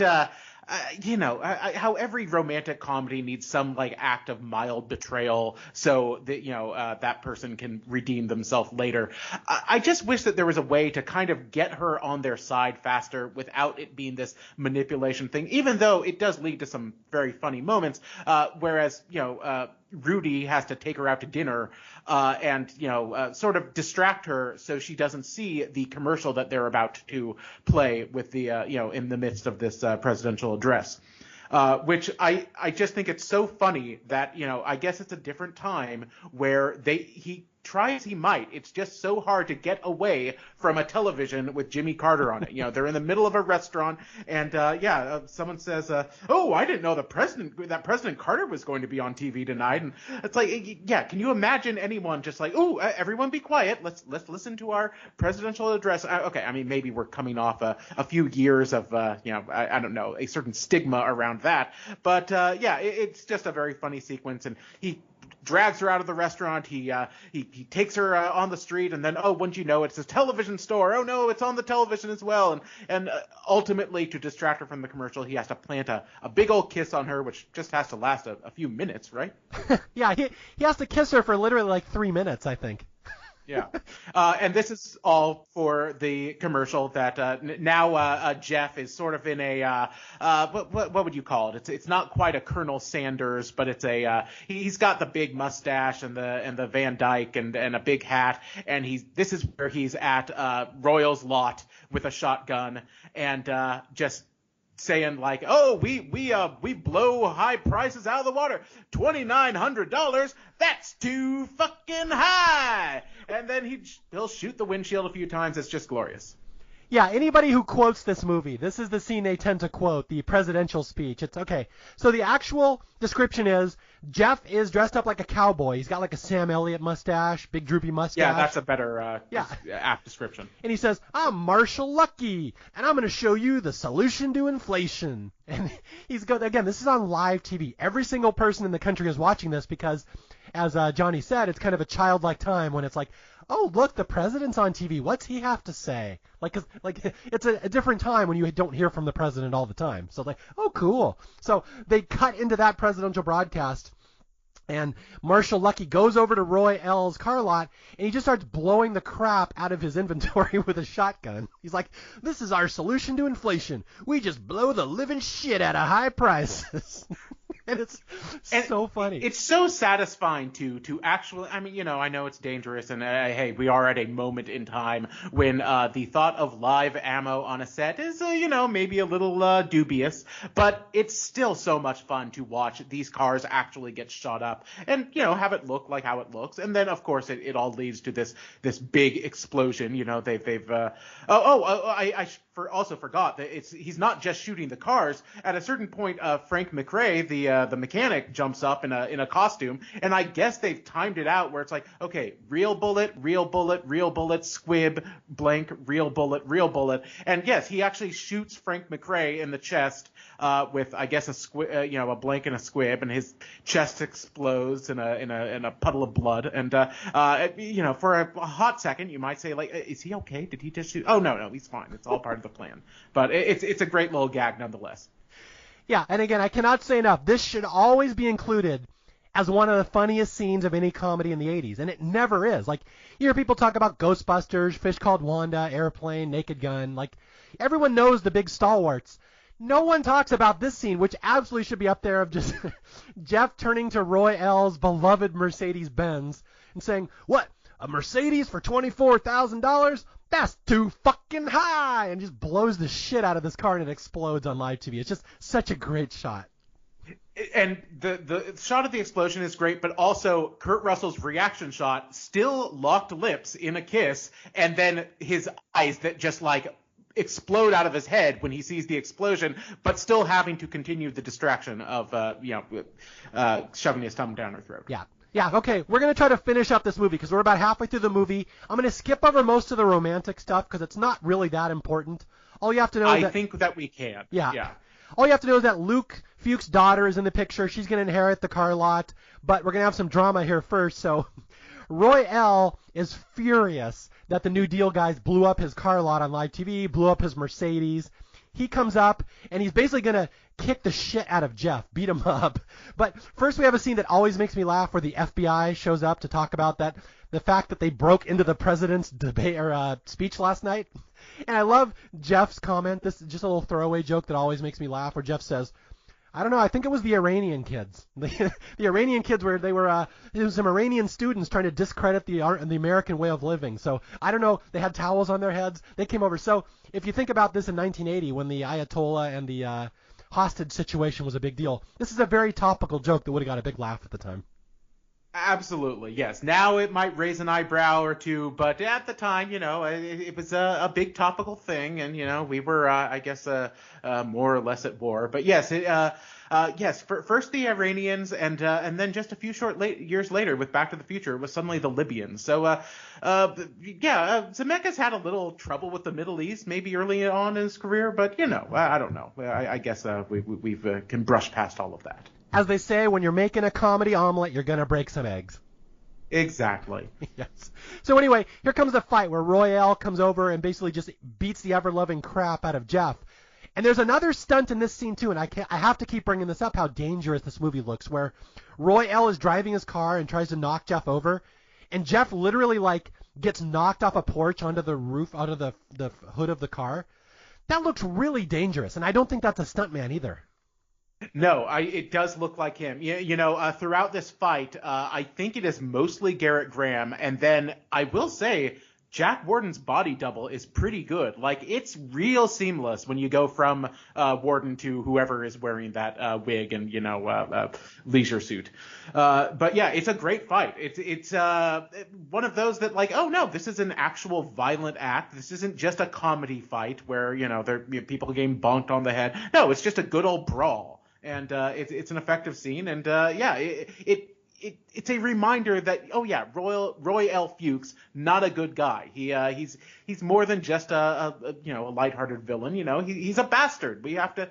And then in the middle of this fight, this is when Roy takes a look at this photograph on Luke's desk and notices a difference between what's in the photo and what's on the lot now, and he notices they filled in the pit. Yes, they buried Luke in his car in the pit, and now it's all filled. So suddenly he's got it. He knows that he's going to he knows where the body is, and he is going to come there the next day. Probably shouldn't have waited, but he's going to come the next day to expose it. Yeah. So here's the final plot twist, really, in the movie, that Roy L. is over there beating up Jeff. Although I have to say, Jack Warden was a legitimately tough guy in real life. Have you read about his history? Somewhat. I know, I'm trying to think on some of the Hal Ashby things that, I read that he did serve in, was it Korea? It must have been? World War II. He was in World War II. It was as early as World War II. Okay. Yeah, I don't know a lot of details, but I mean, anyone who made it out through that must have had some grit to them. Yeah, well, it's even more so than that. He was in World War II. He was a paratrooper. He came out of service, and he was a boxer, and he was a nightclub bouncer. So, like, Jack Warden was somebody you would not want to mess with in real life. So when you see the scene where he's beating up Jeff, like, Jack Warden was a legit tough guy. I wouldn't want to fight him. Well, he's built like a brick shithouse. He is. He really he's really got some heft to him. Yeah. Okay, so Royale is over there beating up Jeff. He figures out that they buried his dead brother in the pit. He's like, aha. So from here on out, they know that Luke is dead. And so basically from here on out, it's just some subterfuge so the New Deal guys don't get in trouble, that nobody thinks they killed Luke. So we have to kill Luke again. So we're going to kill the dead brother again tomorrow on live TV with hundreds of witnesses. And here's another one of the fun scenes in this movie. Yeah, so because Roy shows up and says, hey, we know he's dead. Like produce him. And I just love Kurt in this scene because they've been planning this all night. And he said, "What are you talking about? He was just here. He just went to have breakfast or something, or I just had breakfast with him. One of the two. Yeah, he should be around any minute. And where is he? He is back in his Etzel in his car that Frank McRae is pouring gasoline all over, and he is about to just sort of let him go and let him fly and hope that he crashes into something big and heavy and flammable to go up like a light, like a firework. And boy does he. It's just fantastic. The sight, again, I can't get enough of dead Jack Warden in this movie, but the sight of him sort of bobbing up and down in the car seat as he is going to his final fate of the big electrical box at the dealership across the street is just so funny. It just makes me cackle every time I see it. Yeah, I was going to say, in Weekend at Bernie's, they only kill Bernie once. In Used Cars, they kill Jack Warden twice. So yeah. We even up the stakes. So, yeah, this is a fantastic scene where we take the dead body of Jack Warden, put him in a car, cover him in gasoline, drive him into an electrical transformer, and blow him up. So it's a wonderfully dark moment. And we were talking about dangerous stunts. I had never noticed this until I listened to the commentary track, and they point out that Frank McRae is almost hit by this car. Like when, the wheels are spinning, it's up on the blocks, and he's supposed to push it off, and it's just going to go forward. When he does that, at first the car kind of goes backwards first, and it almost nails him. And you could see it just for a split second. I had never noticed that before, and now I'll never watch it again and not see it. It's really something. Yeah, I'm glad you're talking about Frank McRae. Now, you and I know who Frank McRae is. But I mentioned at the start of the movie, there's a lot of heavy hitters in this movie who are a big deal in other movies. Explain who Frank McRae is and why people may know him. Well, let's see. Frank McRae, sort of a famous guy for. I think he really got shoehorned into playing police chiefs a lot, like almost the stereotypical screaming police chief, which in too many films to count at this point. Last Action Hero, I remember he's almost parodying himself in that. Now, I want to say he's in Raging Bull, right? Is this the one I'm thinking of? I'm trying to think of his earlier, more dramatic work. He has a part. Oh, okay, maybe I'm off. As a kid, I always knew him from Batteries Not Included, but I don't know if that's his most noteworthy role. But yeah, he was just one of those guys that popped up everywhere. I think he just passed away a couple of years ago. Is there anything in particular that you have fond memories of? Well, I was thinking of Last Action Hero because I know that's like the culmination of him being in other movies where he's just the loud, screaming black police chief, and you just know him. You'd know him if you saw a picture. But it's a big deal seeing him in this movie because oh, it's that guy. So again, there's a lot of big heavy hitters in this movie that were famous for other stuff. That's just the main thing I wanted to point out. Yes, I will also point out he was memorable in 1941, which Robert Zemeckis wrote, so maybe that was where that connection was made. 48 Hours, and yeah, for some reason, I don't know why I was making the Raging Bull connection. I don't know who I'm thinking of there. But yeah, he did have a pretty solid career, popping up for decades, and then yeah, he only just passed away this past April. It's still fresh. But rest in peace, Frank McRae. Yeah, he's great in this. We talked about Garrett Graham, but I like Frank McRae in it just as much. So all three of the New Deal guys are great. Yeah, it's just a great crew. Okay, so here we go. We're going to get to the last part of the movie. So with Luke Fuchs dead, now everyone knows he's dead. We have witnesses. We saw him blow up. And the ownership of New Deal used cars now passes down to Barbara, his daughter. Royale thinks he gets it at first, but Rudy's like, no, he's got a daughter. I'm sleeping with her right now, so ha. So anyway, Barbara is going to run the company now. Royale is pissed because he didn't even know Barbara existed. I don't know how he didn't know that, but he didn't know. But from here on out, Barbara is furious that all the New Deal guys lied to her about her dad's death, so she fires all the New Deal salesmen and tries to run the business by herself. And this is what's going to lead into the end part of the movie where she's going to screw up, Royale is going to catch her, and she's going to go on trial for fraud, basically. Yes, and yeah, so they're all unemployed, and, Kurt Russell is still trying to raise his money to buy himself into politics. There's a great moment where he's selling his possessions, and he's doing the hard sell with, an 11-year-old kid to sell him a bike. And he said, a ninth grader was looking at this just the other day. It's just a great line. It makes me laugh every time. But yeah, they're all in this position of needing money, and then meanwhile she is trying to run the dealership herself by making her own commercial. Now, this is the most dubious part, but the thing that just doesn't hold water in this movie that I'll never understand. Roy Fuchs, it's brought to his attention, I guess, is it by Joe Flaherty, his little underling, or his other underling. But they re-edit her commercial. She sort of like swallows a word or something, and so they slip in instead of I forget what word they replace. Yeah, I'll do this. I got this. I wrote it all down here. Go okay. ahead. So Barbara, this is Deborah Harmon, not Foreman. Deborah Harmon is trying to run her own commercials, and she has a speech here where she says, "We have a lot of style, a huge style of cars to choose from." And basically, she sends that commercial to Channel 7, but Roy L. is so rich, he owns Channel 7. Like, he basically can bribe them to do things. He says, take her commercial and splice in a different word instead.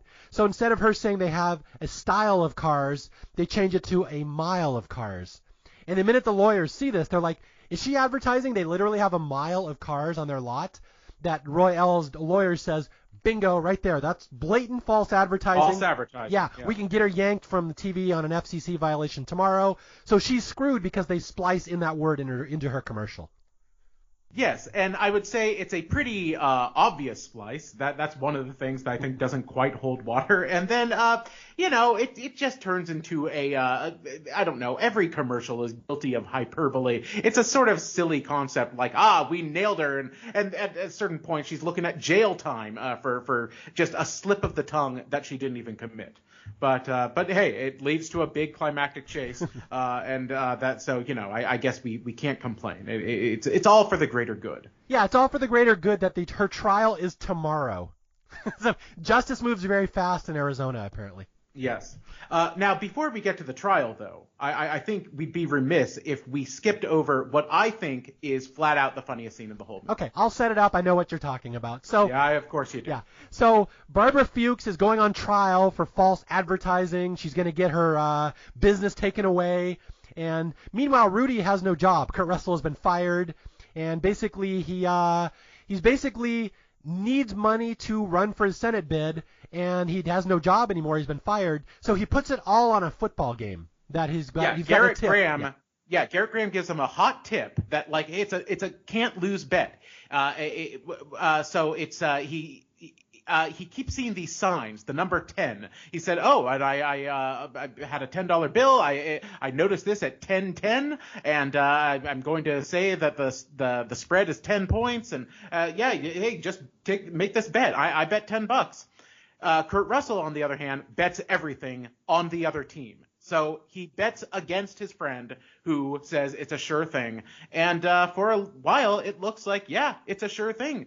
Garrett Graham is about to, double his money, I guess, this $10 bet. And he looks over to Kurt Russell at the bar and says, what, how much did you bet? And said all of it, all 40,000. Yeah. Yeah, Rudy's entire political career rides on this football game that he has bet against his friend Jeff because Jeff is so superstitious. Jeff always loses everything.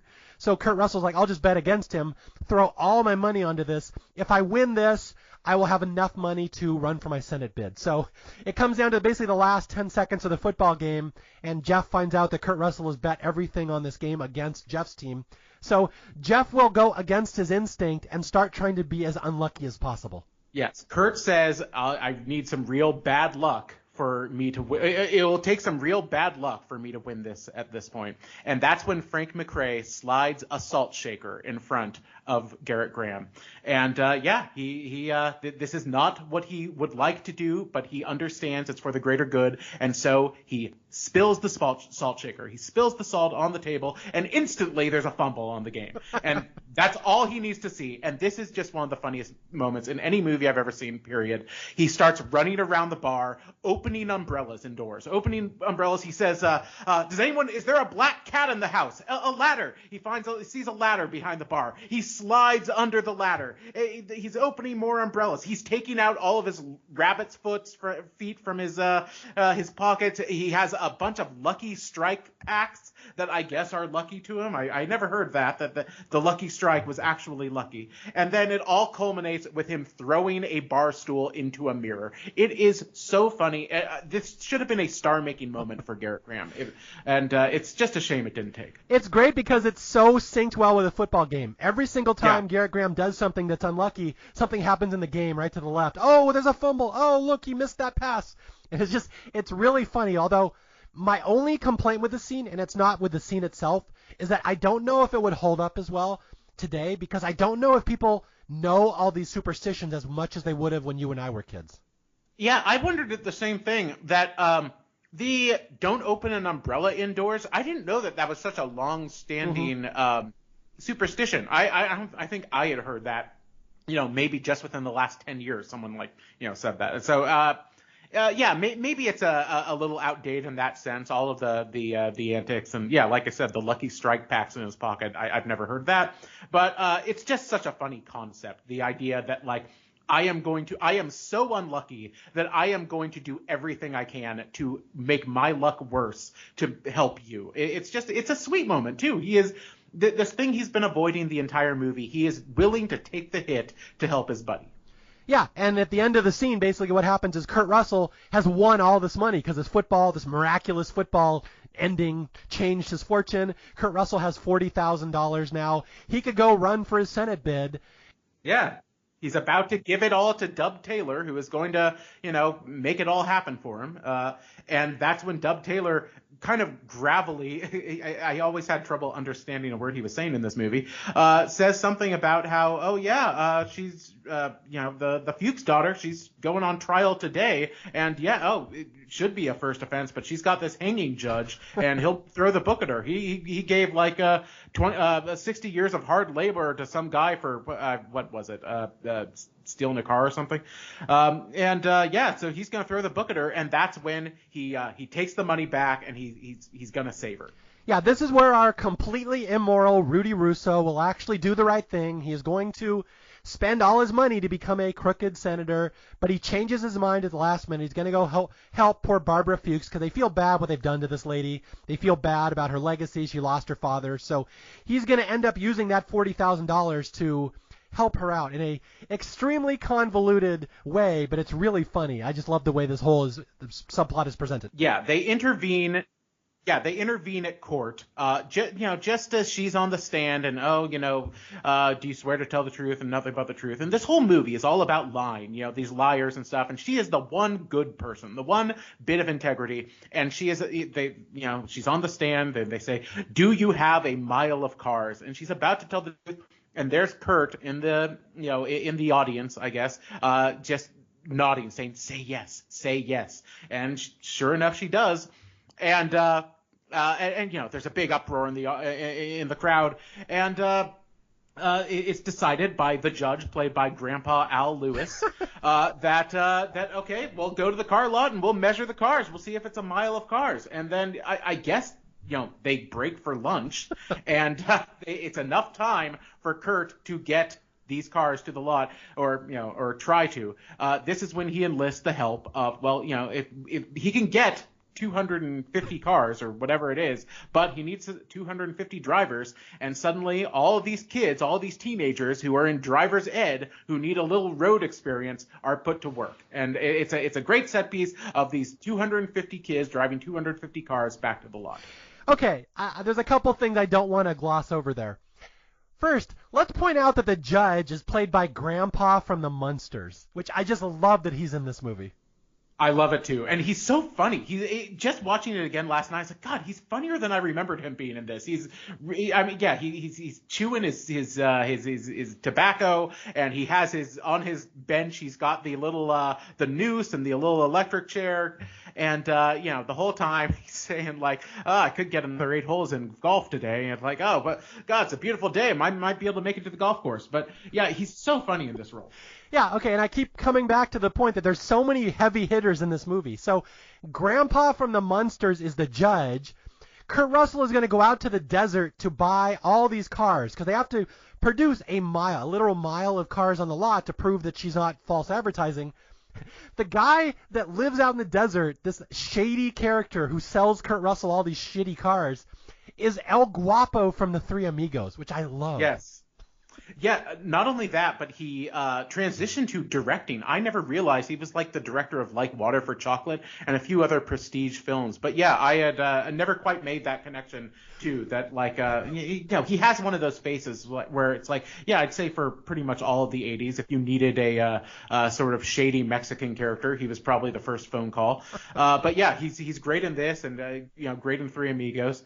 But he is there to supply the cars, and it's a pretty paltry lot. You can't imagine that these are going to be good sales, but hey, all they need are those 25 cars at the dealership, or 250. Forgive me. Yeah. Okay. 25 feet. Yeah. Let's clarify that. Okay. So the judge has ruled you must produce a mile of cars because she has said that they do have that. Kurt Russell made her lie on the stand. He's going to be there at 2:45 in like 2 hours, and they're going to see if there's indeed a mile of cars, which we learn. This is a good unit of measurement, how we don't really do the metric system in the U.S., but we do know 250 cars equals a mile, in case you're wondering. Apparently, yeah. I was trying to do the math in my head. I was like, okay, I don't know. And to their credit, they do have a tape measure for each car. They're adding it up, but I guess that it's just easy to slap a nice round number to it. Yeah. So New Deal really only has 25 cars. They have to get these other 250 to the lot. So Kurt Russell again just won all this $40,000 in a football game. Ostensibly, that's where the money all went. He buys all these shitty cars from El Guapo, and so yeah, the last 20 minutes of the movie is 250 driver's ed students that Kurt Russell has hired from high school racing from one end of town to the other to get this mile of cars to the lot. And it's this huge ordeal. I mean, this is a huge set piece. And I know in the DVD commentary they talk about what an ordeal this was, trying to logistically plan this, because this was a nightmare. Yeah. Oh God. I mean, it's on the level of something like Blues Brothers, the finale of that, with all of the cars. Now, it doesn't. There's not nearly as much destruction. Most of these cars make it there intact. But it is a huge set piece for a fairly low budget film. You just all of these cars in this big convoy chase that you get, and it looks fantastic. Suddenly you're watching like a more lighthearted version of a Mad Max chase or something. Yeah, it's really well done. And the more I watch this scene, the more I'm impressed by how they managed to get all those cars on one road, how they managed, at one point they're going off-roading. It's a huge convoy of cars going off-roading through the desert in Arizona. And Roy L. is going to start chasing them. And this is another part where there's some more dangerous stunts. There's a scene here where Roy L. and Rudy, Kurt Russell and Jack Warden, are fighting on top of cars. And it's clearly them in a couple of the scenes. Those are not stunt doubles. That looks really dangerous. Kurt Russell is standing basically on top of a car hood while it's moving, and they're whipping chains at each other. I'm sure it's just a light rubber chain or something like that. But yeah, it looks dangerous. It's right out of Ben-Hur, this whole like chariot race thing, these parallel cars fighting. It's so funny though that it's the two of them. It's Kurt Russell and Jack Warden whipping each other with chains on these moving cars. It's so funny. And yeah, an impressive stunt too. I also want to highlight one of the teen drivers going in Destination. The one with the driving teacher there, the driver's ed teacher, is Mary Jo Sperber, who of course Wendy was. Jo. Oh, what did I say? Mary Jo. Wendy. Yeah, Wendy Jo. Oh yeah, Wendy Jo Sperber from I Want to Hold Your Hand, which was Zemeckis' and Gale's first film, and then of course 1941, and then she'd come back in Back to the Future. She was on Bosom Buddies. I think that she was just great. She was so funny in all of those films. I think she was so talented, and it's really a shame that she had sort of a truncated career and died fairly young. And I always forget that she is in this until she pops up, but it's a great little cameo. I'm going to one-up you a little bit like Rudy Russo, because I want to talk about her and one of the other drivers, which you may have not caught this other connection. So, Wendy Jo Sperber. I think I do know who you're talking. Yeah, Wendy Jo Sperber. She was a really big deal, and she should have been a bigger star. They had a sitcom. She was based on. They had a whole show built around her on Fox at one point, and then she got sick. She got breast cancer or something. I forget what kind of cancer, and she died. It was very tragic, but she should have been a really much bigger star. But yeah, she's highlighted in this as one of the drivers. And what's hilarious is if you look, one of the other drivers is Mark McClure, who people may know as Jimmy Olsen from the Superman movies back in the 80s. That's Jimmy Olsen. But if you know your Robert Zemeckis history, he loved working with the same actors in his movies. And it's really funny to watch Used Cars because you see Wendy Jo Sperber, Mark McClure, and Deborah Harmon, all three of who are in Back to the Future. Back to the Future, yeah. Wendy Jo and Mark are Marty McFly's brother and sister, and Deborah Harmon appears as a cameo as the newscaster at the start of the movie talking about the plutonium theft. Interesting. I did not know that about Deborah Harmon. I never made that connection. But yes, Mark McClure is really like blink and you miss him. I actually had to rewind and say, wait, was that him? Because yeah, I recognize him. Yeah, but Jimmy Olsen, of course. Yeah, he's one of the Marty's brothers. And then I always grew up watching the original Freaky Friday movie with Jodie Foster. Mm-hmm. He's the love interest in that. But yeah, it's he's there behind one of the wheels. Most of the drivers, Zemeckis said, were just local kids. That they went to the Tucson High School or something and recruited from there. But yeah, it's fun to see a few little faces like that pop up. I do have to say one other thing is that Wendy Jo Sperber, if you guys don't know, that's Marty McFly's sister. Very short woman, kind of loud, just had a very distinct way of talking. Did you see the way she's credited in the movie at the end credits? I just love this credit. Yes, I noticed that too. Miss Wendy Jo Sperber, is it right? She's some nobody. They yank her out of high school, they put her in a movie, and she's credited as Miss Wendy Jo Sperber. I have never seen somebody with Miss or Mr. or Mrs. in front of their name before, especially when they're a nobody. It must have been an affectionate thing on set. I mean, she had already done "I Want to Hold Your Hand" with Zemeckis right before this. That's right. So they had a relationship from that. So maybe there was a somewhat paternal thing for her. She is very funny in that movie, and yeah, she really should have been a star. Unconventional to be sure, but just a great comedic presence. Okay, so we'll get to the end of the movie here. It's just chaos the last 20 minutes. Just 250 cars racing across the Arizona desert. Just the worst beater cars you can imagine, driven by these kids who, they've been told you need some road time behind the wheel, so this is how they're going to get it. And they're just racing, and Kurt Russell lets them go 75 miles an hour, which at the time was unheard of. Yeah, he calls on the bullhorn, like, up to 75, yeah. And yeah, it's quite a chase. And you know what? It looks like they're gonna make it, like, handily. It's gonna be fine. Really, it reaches the point that they are almost all at the destination. The only one that they're waiting for, is the one bringing up the rear, which is Jeff Garrett Graham in a definitively blue car. The last car in this caravan is driven by Garrett Graham, who the guy again. Remember, we said at the start, doesn't like red cars. Will not get in a red car. Will not drive a red car. But he is the last car in the convoy, and he's in a blue car that, unbeknownst to him, but knownst to us, is actually red under the blue. We can see it through the primer. Yeah, he drives past a construction site and gets sprayed with water, and it just washes off enough of that blue paint to see it's a something fire department. Yeah, it's a St. Louis Fire Department car. So he realizes his car is red, and he freaks out because this is like the number one sin. he will not get in this red car. So he immediately screeches to a halt, stops, and will not go with the rest of the convoy back to the lot. And this is a problem because they only have an 18-foot margin of error. They've measured it. If he doesn't get there, they're not going to get a mile of cars. Yeah, they've already lost one car. It was their one safety car that crashes in a big spectacular thing involving a police car. And so yeah, they really need Garrett Graham to show up. They have no margin of error after that. Yes, and this is where we get what Johnny teased at earlier, and I will say we are at now.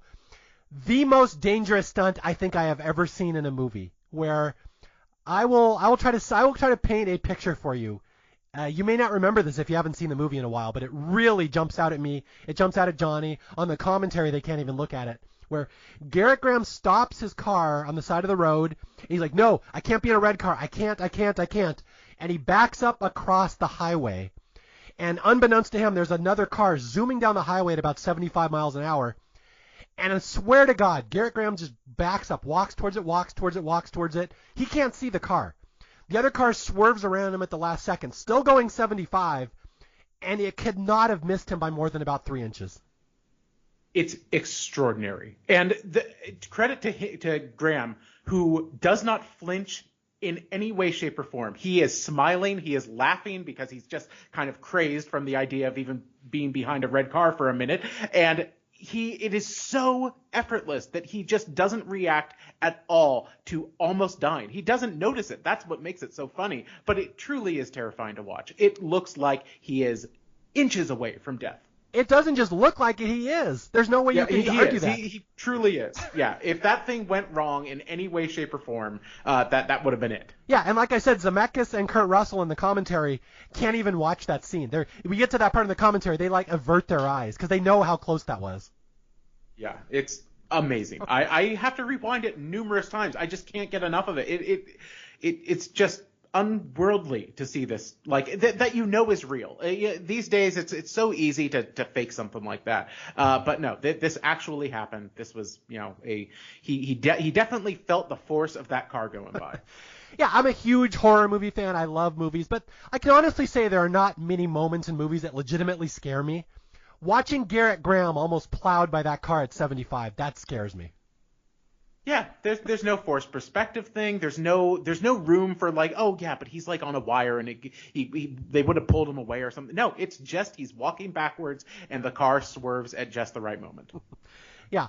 So with that, we get to the finale of the movie that Garrett Graham has to get to the New Deal lot before the judge, and the judge is actually already there measuring cars. It's just him. He's the last one. And so Kurt Russell has to get onto a walkie-talkie with him and say, yes, it's a red car, but, and I think Kurt Russell's probably lying here, we don't know for sure. He says, but there's gray primer paint underneath the red, so it's actually a gray car painted red. It's a gray car. Yeah. Yeah, I always assumed he was lying. It's just all about the layers. It's yes, there is a red layer, but that's not the layer. It's blue on the outside, and the true base of it is gray, so it's fine. And he really thinks about it, and he decides, okay, it's a gray car. It's a gray car. And he gets in, and you can hear this toot toot in the background of a train coming. And they ask him, it's are you on the east side or the west side of the tracks? And I can't remember which one it is, but it's the wrong side. He better hurry, or else this freight train's going to come by, truly cutting him off, and he'll never make it in time. Yeah. Yeah, and speaking of dangerous stunts, I was just reading about this movie today, and I read this as well, so the movie is going to end with a train jump. Garrett Graham has to jump his car over a moving train to get to the car lot at the end of the movie. That's the big finale. And the director of this movie and the stunt director, they were like, that's a little too dangerous even for a stunt driver, because they noticed when the car hits the ground, it collapses. So they wouldn't even let a stunt driver do the stunt. They just put a dummy in a car and did it. It's a cool stunt, but when you see it, the car really does collapse when it hits the ground at the bottom, and somebody would have died if that had been a person. Yeah, Zemeckis said that they had a stuntman working on the film who desperately wanted to do it, and no one would allow it in their right minds to put a person in there. And yeah, it does look truly, terrifying and dangerous. But hey, it's a great action set piece. Yeah, it sure looks good. Yeah, this is the movie to end all movie safety violations. There's so many problems with this movie just from a safety perspective. It's really fun to watch it. I can enjoy this movie I can enjoy this movie on different levels. That's one of them. I'm like, this is easily the most dangerous movie I have ever seen. And keep in mind, I've watched Twilight Zone, the movie. I've seen that as well.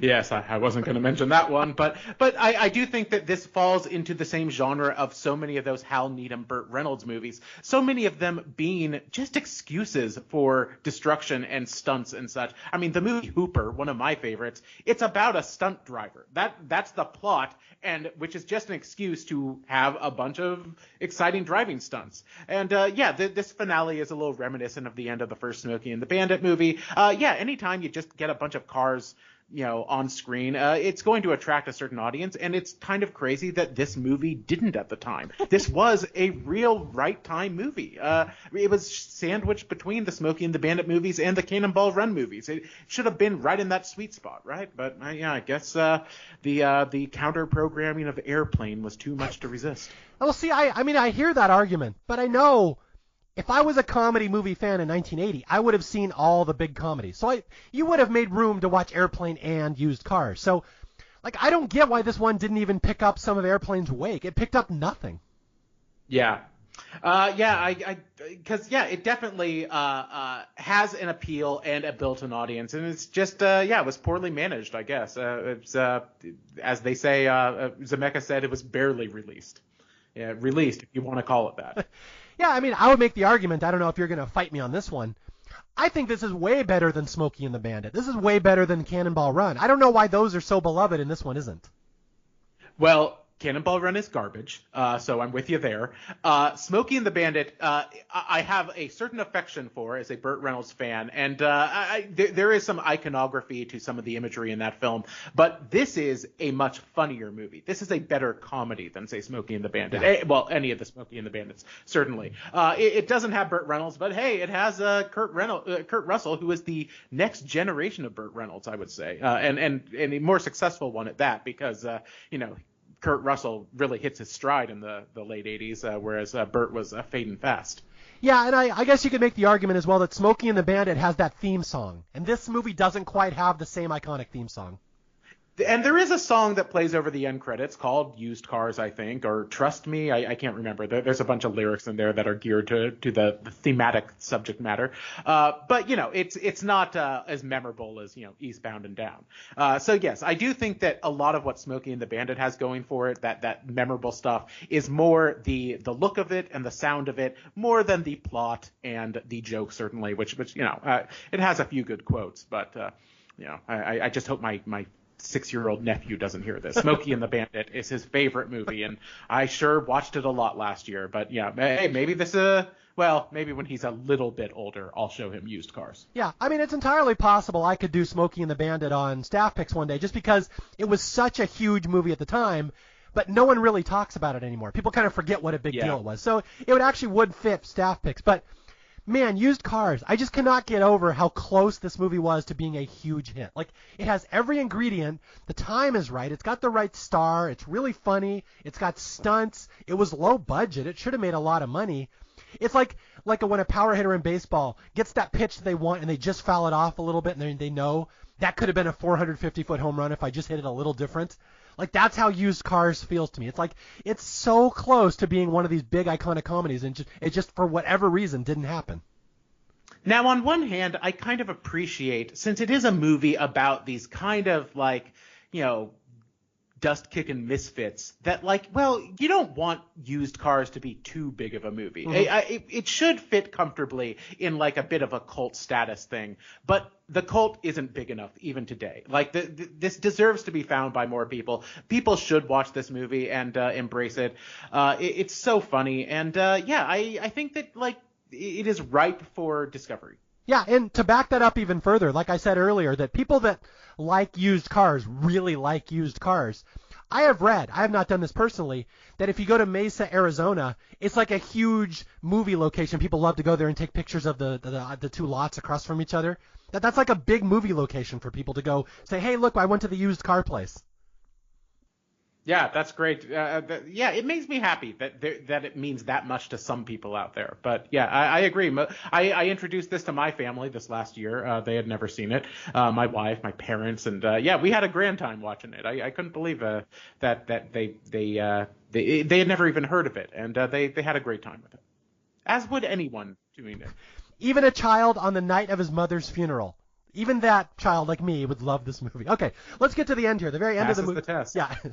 So the very end of the movie is Jeff gets to the used car lot, and they're 18 feet short, and his car skids up there, and everyone's like, "Yay, we did it!" And it's like 2 inches short. They measure his car. I love this ending. The car is not quite. Yeah, the car isn't quite long enough, and so Jack Warden Royale is like, "Yes, I won!" And he slams his fist down on the hood, on the trunk of the car, and the little, as they used to have in the 80s, I don't think they still have this, the gas tank was in the license plate. So he slams his fist down, the little license plate just kind of pops down, open the gas tank, it goes boop, and it's like, that's the 2 inches they need to win, so that's it, they win. That's all you need. Yep. Yeah, it's a great image. Yeah. That's great. And so Judge Grandpa Munster says, "Case dismissed. New deal used car lot is released from all contracts," or whatever. I forget what he says. But basically, the good guys win, and Deborah Harmon hooks up with Kurt Russell, and apparently they're going to run the lot together, and all is forgiven. And she kind of embraces the dishonest side, a sweet little old lady says, "Oh, I see this car over here. It looks like there's yellow paint under it. Did it used to be a taxi cab?" And what she responds with is, "Oh, no, that's just, what did she say? Something about, that's just primer paint or something?" Yeah, I think yellow primer. Yeah. So she turns into Kurt Russell. She's like, immediately realizes you have to lie to sell used cars. So everyone wins in the end. Everybody is Kurt Russell. All the bad guys, the sleazy people, win. Yeah. And by that point, you've spent 2 hours with them nearly. No one thinks they're sleazy anymore. You just love them so much. Yes, this is the Bible of all used car salesmen. I'm sure they all know this movie and they all love it because this is a credit to their profession. Yeah, it's amazing that we haven't gotten too many imitators. I know there was like a Jeremy Piven used car movie dealership thing like maybe a decade ago and such, but like it does seem like a kind of ripe for a good setting for a comedy. I guess there's the Robin Williams Cadillac Man. Mm-hmm. None of these movies come close to this, but it is a funny setting for your comedy. Yeah, and absolutely. And this movie has never been remade. They never did a sequel. They never did a prequel. It just is one of these standalone little gems that just exists to be discovered, and people who know it really, really love it. But that's kind of the thing. Not everybody knows it, and it's just, again, a perfect movie for me on Staff Picks, and I'm so happy we finally got to cover it in an episode. Yeah, I'm so happy to be part of it. I was happy to watch it again, and I'm happy at the thought of some of your listeners discovering it this way. Yeah, and see, it's funny. I've heard from a lot of listeners recently, people that listen to the show. They're like, the only movies I ever watch anymore are stuff you recommend on Staff Picks, which that actually means a lot to me. That I actually am making an impact. That like it might not be a huge audience, it might be 20 people, but still, I'm actually spreading the word on some of these movies, and they can go tell somebody, and they can go tell somebody. So like, Used Cars, among my absolute highest recommendations of any movie I've ever covered. Yeah, I would say top 5 comedies of the 80s and pretty high up there too. Wow, that's high praise, as Nicolas Cage would say. Yeah, I mean it was a good decade certainly for comedy and stuff, but I guess a lot of those movies of that decade were kind of high concept, or they were like strict parodies like Airplane and Top Secret and such. But yeah, this is just a good character-driven comedy, and on that front, it's one of the best. I'd put it up there with I guess this was the 70s, but yeah, something like Slapshot or Bad News Bears or any of those. Just a gentle hang of a movie. Yeah. And I personally think it could easily hang with Stripes and Caddyshack, which are always considered the iconic movies of that era. This movie slips in right there with them. I like it better than Stripes, and different from Caddyshack. There's a lot about that movie that is just it's so incredibly quotable, and you got those like 4 big comedic icon characters in there. But I think as a story-driven film, this works better. I think it has better set pieces on the whole. Yeah, and it's got Robert Zemeckis behind it. Again, yeah, arguably one of the greatest directors of all time. This is one of his earliest movies, and it's got a lot of Zemeckis touches in it. And one more thing, again, I keep bringing up points because they pop into my head. Everybody loves Kurt Russell. Like I don't know one person who doesn't enjoy Kurt Russell. If you're a Kurt Russell fan, you have to see this movie, which is an entirely different side of him. So it's like this is if you're a Kurt Russell completist, you have to at least know this movie. Yeah, I wish that we had 10 more films just like this from Kurt Russell that were just that casual cool guy thing. You know, it's a little of I mean, he's not as like dumb a character as he is in like Big Trouble in Little China, but that thing where he just balanced the like cool and comedic so well, and he really could do it all. Like when he plays it totally straight in films like, you know, The Thing or Tombstone, you know, he's still great, but you know, I just love him in this mode. Mm-hmm. Yeah, I agree. Stuff like this, Sky High, I just like little things like that where he's more comedic. I always thought he should have been a little bigger name in comedy because he's so likable. So again, we're just repeating the same stuff over and over at this point. Absolutely. I know. I can't not talk about it, that man. You know, he's just so much fun. Okay, so anything you want to plug before we sign off here? Any other projects you got working on where people can find you or anything? Sure. Well, yes. Check me out on Letterboxd under Johnny Pomatto, and I write reviews every day for everything I see. I'm nearing in on the end of the year, and I'm hoping to hit 600, but it's been a slow week at that. But yes, I've seen all the big releases for the year, and I just need to do some catch up on some smaller stuff. And I am also occasionally featured on the podcast Authorized, in which we discuss movie novelizations, which, you know, is sometimes fun and sometimes excruciating. But never the podcast, just the act of reading, say, the Batman and Robin novelization. But it's a fun podcast nonetheless. Did they ever create a novelization on used cars? You know what? That is a good question. And the early 80s were the prime time for novelizations of just about any movie. Movies you would never think someone would put pen to paper to write out the story of. They would usually get them. So thank you so much for inspiring me to do that research. I will have to look into that. I should point out that I own the novelization for perhaps the worst movie ever made, which is The Bad News Bears Go to Japan. Wow. Okay. Yeah, that is impressive. I saw that movie last year, maybe not on your recommendation, but you and I have been discussing Bad News Bears because I know you are such a fan, as am I. You did give a much higher recommendation to In Breaking Training, which I will admit, a better sequel to Bad News Bears than I expected there to be. But yeah, the Japan one, pretty indefensible. That one's real bad. Yeah, you said I didn't really give a glowing review of The Bad News Bears Go to Japan. I believe my actual review on the podcast was, if you buy the DVD collection of all the Bad News Bears movies, just take Japan out and wipe your ass with it and then throw it away. I think that was my actual recommendation. Well, I did just purchase In Breaking Training for an Australian import. Blu-ray is going to be coming my way for that one, which I never thought I would want to expand my Bad News Bears filmography. But I will soon own that one. But yes, I am going to be just fine if no one ever touches In Japan or goes to Japan. Yeah, and before we sign off, I have to point out I'm very much looking forward to the day when Johnny and I get in a literal fist fight over very bad things.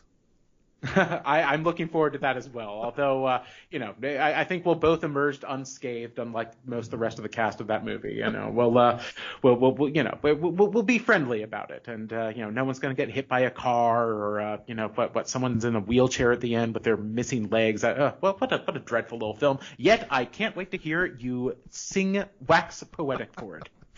Okay, with that, I'm going to sign off and just send everybody out. Go find Used Cars, Kurt Russell's little scene masterpiece. And once again, this is Staff Picks. I am Mario Lanza. If you need to reach me, you can reach me at staffpickspodcast@gmail.com or on Twitter @MarioJLanza. And until next time, I'll be out there searching for more movies that deserve more love, and I sure as hell won't be driving a red car when I'm looking for them. I will talk to you guys later. Bye.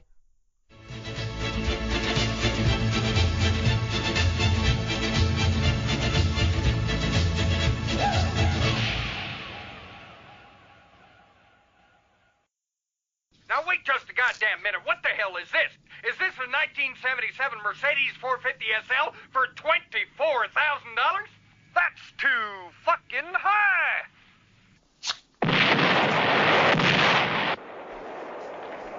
You